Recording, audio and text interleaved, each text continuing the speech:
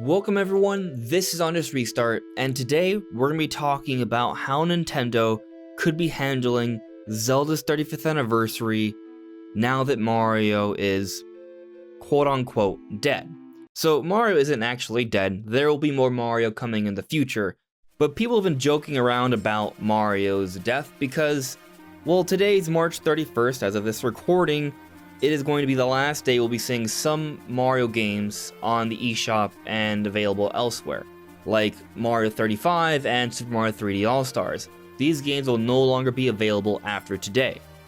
Today's basically the final day of Mario's 35th anniversary celebrations, and with that end, and also the end of the fiscal year, some have been speculating that Nintendo will start to transition into talking about other franchises, such as The Legend of Zelda.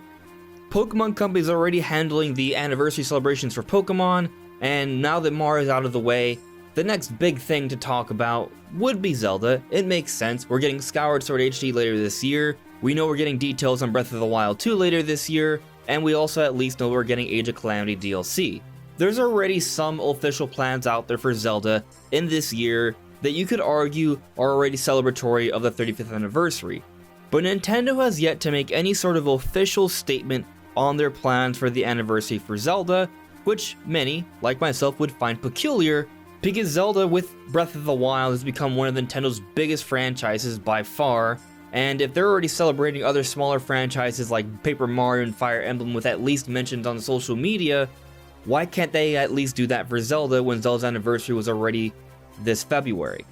Well, maybe it's because Nintendo has a bigger plan for Zelda's anniversary, similar to what they did for Mario. Now that Mario's ending, perhaps we could be seeing some Zelda anniversary celebrations from Nintendo in the not so distant future. So we're going to be talking a little bit more about that today.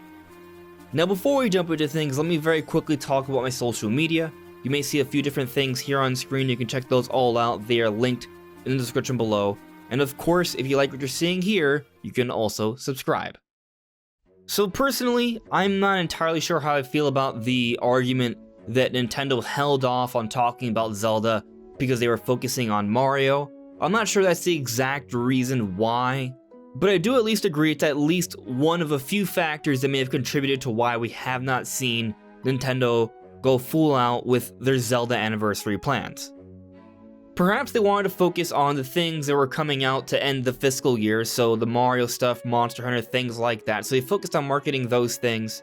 And maybe because they have a bigger plan for Zelda as well, they wanted to wait for a special venue or time to fully go into the details for that. Nintendo may be banking on Zelda to be taking up a very big spot for their 2021 plans, so as a result, they perhaps were not ready to fully reveal all those details so early on in the year. So maybe that's why we didn't actually get any major specific news about Zelda's anniversary. Mario's somehow related, but personally, I don't think it's the actual main reason why we haven't gotten Zelda news yet. If we go back to the February Nintendo Direct, Nintendo already started making some Zelda announcements. Skyward Sword HD, those special Joy-Cons, the Age of Calamity DLC, and we do know we're getting details about Breath of the Wild 2 later this year, or at least that's what they're planning to do. So with us now entering April, how are things going to shake out? What sort of plans are there going to be for Zelda? Well, at this point, we're basically just about 9 weeks away from that E3 time, just over 2 months. And if we look over previous years, say for 2020, the year where it was a massive breakout of the pandemic, every single year since the mid-90s, we have been getting some sort of big Nintendo presentation around the time of E3. I expect this year to actually be quite similar to all other years but 2020. I think we will be getting some major summer news. If you look at what Nintendo has planned so far, what they've announced in terms of release dates, they are going to have to start making announcements fairly soon. Maybe not in the month of April, maybe not even in the month of May, but by June time it makes sense for them to start talking about things. So if we look at what we know so far, Pokemon Snap's coming out later this month, or later towards the end of April I should say, and then in May we're getting Miitopia, and then in June we're getting Mario Tennis, and then in July we're getting Skyward Sword HD.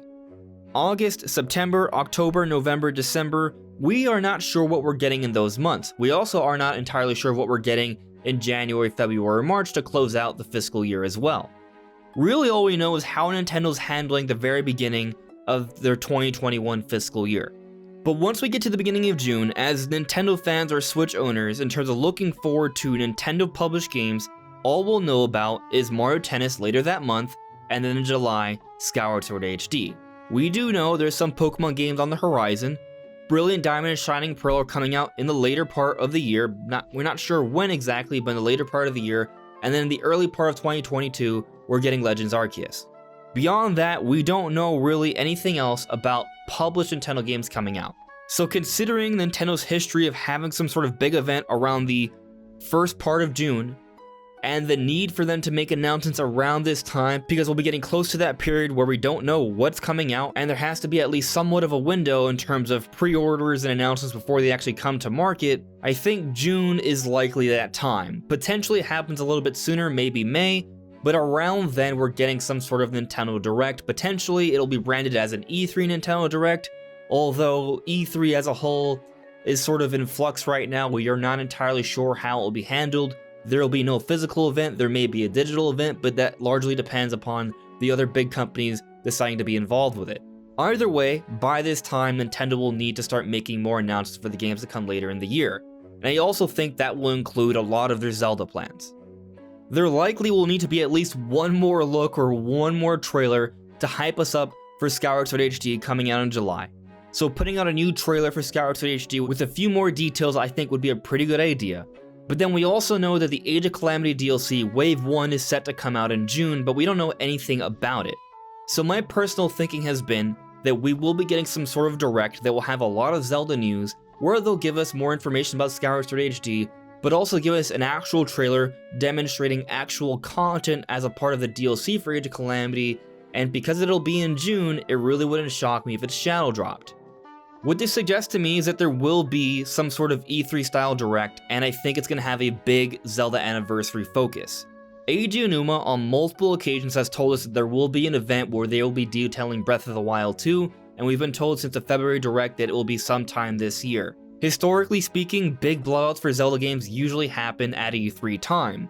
So to me, I think the signs are all very clear that we're looking at a big Breath of the Wild 2 blowout E3 time, and Breath of the Wild 2 will be the key to Zelda's anniversary, I think. If we go back to the 25th anniversary, it was Skyward Sword that was the centerpiece for Nintendo's big anniversary plans. This time around, I'm thinking it's going to be Breath of the Wild 2, which I think would also explain why we haven't gotten any announcement about Zelda's anniversary plans, because they've already announced Skyward Sword HD, and they're not using that to tout Zelda's big 35th anniversary. I think they have something bigger, more special for Zelda.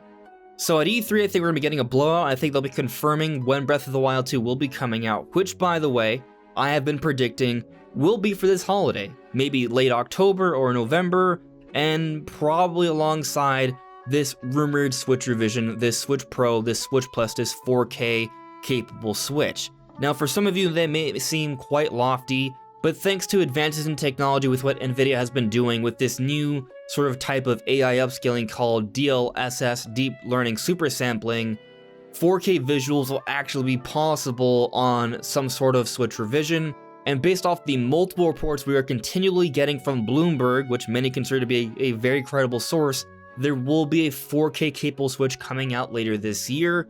So to me, it makes sense for Breath of the Wild 2 and the Switch revision to come out alongside of each other. Historically speaking, Nintendo has released Zelda games alongside new hardware.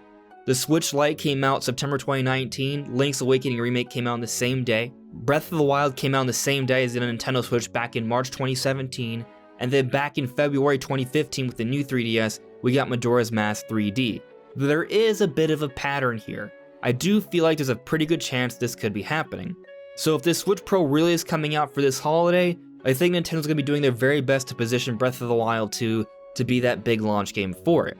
Not to say it'll be exclusive, it's still coming out for base Switch, but I feel like that's a plan we're sort of heading in here. So with that all in mind, I think we're going to be seeing an E3 style direct with a big Zelda focus, where they'll be talking about their 35th anniversary plans, which will include Age of Calamity stuff, it will include Skyward Sword HD, and it will include a big focus on Breath of the Wild 2. I have to imagine there'll be some sort of collector's edition, either for a Switch or a controller, or some new book art or things of that nature.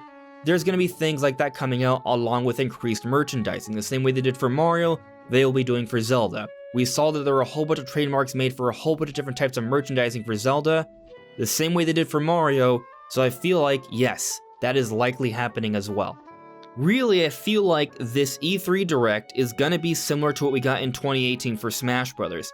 So in 2018, the Direct is basically divided into two halves. That first half of the Direct, it talked about everything else coming, and then the second half, it was like 20 plus minutes focused solely on Smash Bros. So I think this time around, what's gonna happen is we're gonna get a Direct, and they're gonna talk about the other games coming out throughout this year, maybe a Metroid, maybe a Donkey Kong, maybe a Fire Emblem, those would all be great things. And in the second half, it'll be devoted entirely to Zelda's 35th anniversary.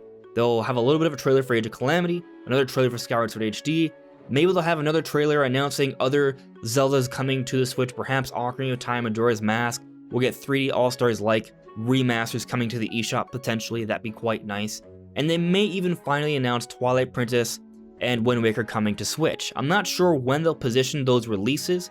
Conceivably, they could come up between Skyward Sword and Breath of the Wild 2.